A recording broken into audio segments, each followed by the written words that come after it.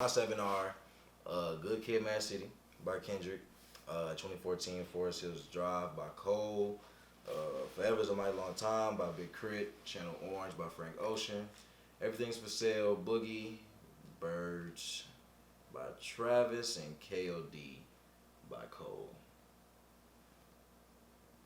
What? Alright. You don't want to dive into deeper? Yeah. Oh no, I didn't know we was gonna say it first and then dive in, but no, I'll dive in for sure. Good Kid, like that was I don't know, like that was it wasn't my introduction to Kendrick, but like I was to know like to be a fan of Kendrick and to be awaiting that album and then for it to be what it was, especially as I mean technically a major label debut. It's I don't know, like it's a classic album. But it's relatable too. Like I think I've always been able to relate to Kendrick. Like no, of course, Facts. I didn't grow up in any situation like Compton, but more so like mentally, like some of the demons he dealt with. Like when you look at the art of peer pressure, like a lot of niggas have been in situations like that. I could relate to it. Like shit like that. Even like Black Boy Fly, like just all like what he experienced like growing up and what he wanted to do, like and what he wanted to like get out of his circumstance and to make it out of his circumstance. Like I could relate to that, especially like being in high school, like not wanting to stay like in my city and wanting to see what else was out there and not wanting to get trapped. Like I resonated with that. So Thanks. that was that's why that made the list. 2014, man. Again, a completely relatable album. It was Cole's peak, I would say. So just a lot of things like not only would it being my favorite artist and it being his peak, but for it to be something so relatable and it was kind of the thing that made everybody like, oh, okay, like Cole is whatever. And I had been a fan of Cole, so just all the things attached to that is why it makes the list for me. But extreme relatable. I mean, I don't think I ever related to a song "More Than Wet Dreams" when that shit first came out. Just understanding like that's really how it should be happening. But I mean, it do. I mean, shit. It was so funny. Like I remember like a girl texted me when that album dropped and asked like, "Is this what really happens?" I was like, all my homegirls definitely was. I was like, yeah, basically, like that's what we be thinking. But that's what that album made it. Forever's a Mighty Long Time by Crit. I mean, those are my three favorite artists. So definitely, not surprised that they're in the 7 albums to know me. But Forever's a Mighty Long Time was like, it wasn't a return. But I think that's Crit's best project. I just think like the headspace he was in after dealing with like label issues and things like that, and like in his own label.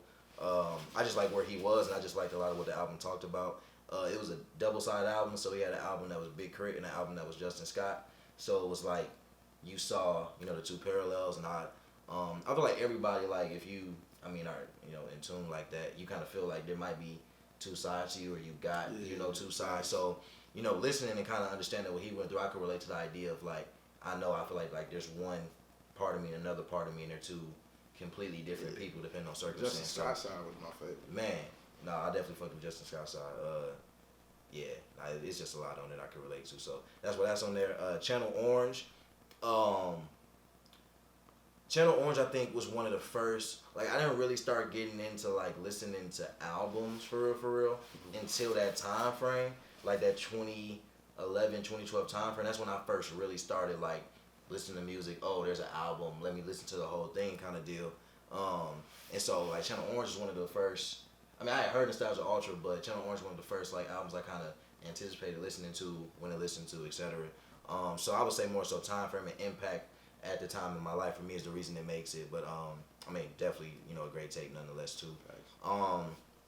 Everything's for Sale by Boogie. That is of course the newest. Yeah, that's the newest or the I guess youngest album on my list. But like that dropped at a time for me where like I had just graduated, was still like figuring out what I was gonna do next, and just kind of like I don't know what it was. Like Boogie just made a lot of shit like so relatable. Just whether it was dealing with certain relationships, whether it was dealing with getting out of a like just a personal situation, like dealing with just all the stuff he was dealing with. Like it ain't the exact same thing, but you can relate or I could relate at least in terms of like mentality, like the approach to certain things, and even just somewhat even finding the confidence within like everything going on. Because I feel like that's what that album kind of exuded. But that's why that made it. Birds is what like cemented me as a Travis fan. Like I fucked with Rodeo heavy, but it wasn't to the point where like I was revisiting Travis like that. But Birds made me like, all right, like Travis is up there for me. Like I'ma anticipate those releases. I'ma look forward. Like I'ma care about what he's doing from this point forward. That was for me because it took me a while for me to kind of. Why it take you for Birds though? I think just cause like when I came across Rodeo, like I knew of Travis but I wasn't attached to him yet. Like I heard Rodeo. So but let me ask you, when you heard Rodeo, did you go back to days before the Rodeo? Yeah. Or did you wait till you heard Birds and then you went back? No, when I heard Rodeo, I listened to days before Rodeo, but I still wasn't like it wasn't like oh shit, like I need to be on. It was like, oh okay, cool, like Rodeo I fuck with, but it just wasn't like I just wasn't revisiting it. Like it didn't stick yet.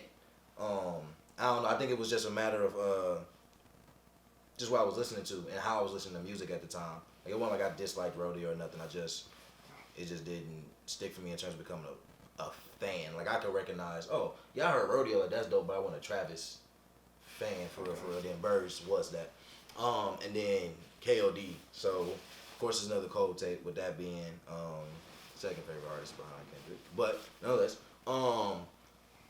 KOD again was like timely. Like 2018 was this time period where shit. I don't know, like 2018. I had to think about what I was gonna say, but but 2018 I was trying to figure a lot out. I was trying to find myself in a sense too, and with KOD dropping, like not only the message but just like I think what Cole touched on, like Once an Addict was like so relatable. Like it wasn't my mom, but it was my pops. But the idea of like the pressure and the burden, like that shit was so relatable. The idea of like brackets, like it ain't. Like I ain't felt it, but like just knowing that story is so common, some shit to relate to, like and just like having a single mom like shit like that, like you just understand the dynamic of like shit. Like and there's a lot of songs like that throughout the album. So that's why that's the last album out of the 7 for me. But all of them, it's either it was a time in my life where they just really resonated with me, or it was a pinnacle in my mind for them as an artist, as a fan of theirs. Okay. And so that's how I comprise my list of 7. Okay.